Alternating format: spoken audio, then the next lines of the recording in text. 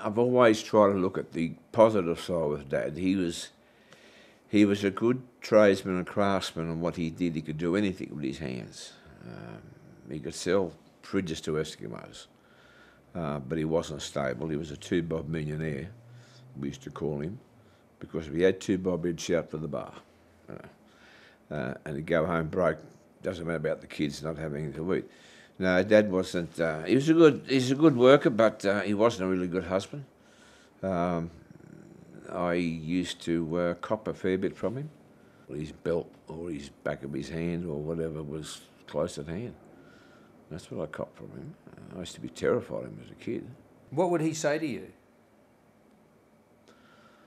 I was addle-brained and I was left-handed and stupid, and I do have gaps in my memory. I know that after talking to my sisters from time to time. I do have some gaps. I think they've just been blotted out. I don't try and bring them back. But as a result, take the advantages from that.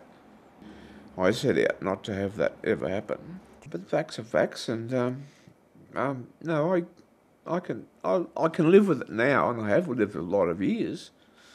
But the thing is, there was a lot of other love around the place at the time. It was just him.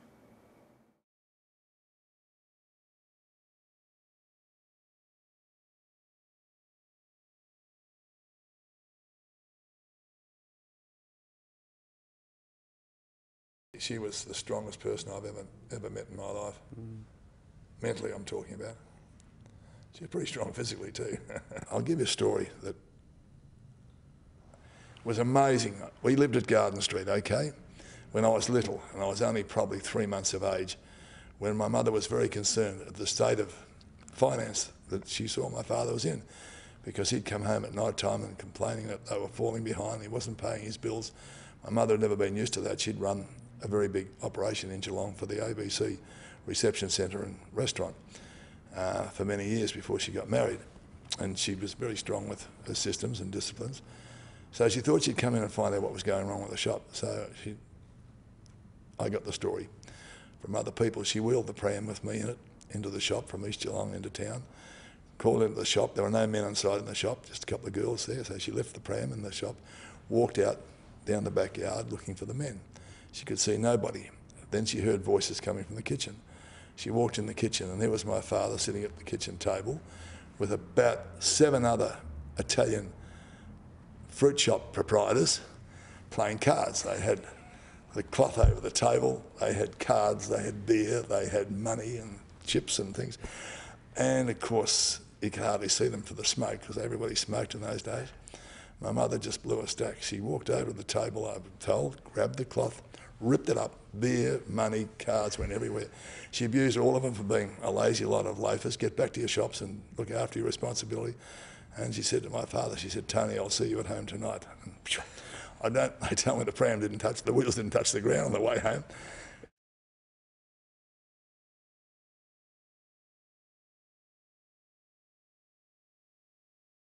Well, after I'd left school, my father, for the first time in his life, took an interventionist role in mine by getting me up at 5:15 every morning with the West Australian newspaper and sitting me at the kitchen table with a biro and marking those jobs vacant that I had to apply for.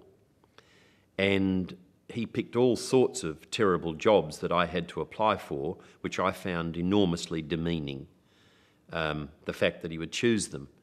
And anyway, I went for a number, but because 1961 was the depth of the worst credit squeeze Australia had ever seen at that point, and many companies were going broke, there was high unemployment and very few jobs being offered.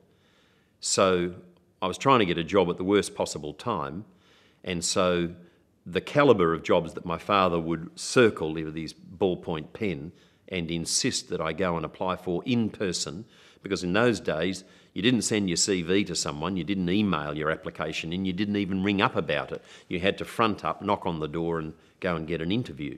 I was 10th in the line outside the shop in William Street, Perth, of James Goss wire worker. And the 10 in front of me looked nothing like what I was dressed. They were pretty shoddily dressed. And 50 came behind me. So by 8 o'clock there were 60 of us waiting for one job. And he was rather a kindly fellow sitting behind a desk in the shop who let us all in, gave us a form to fill out. And the first 10 got interviewed and he barely looked up at them. And I imagine he asked them questions like, when did you get out of jail and are you still beating your mother?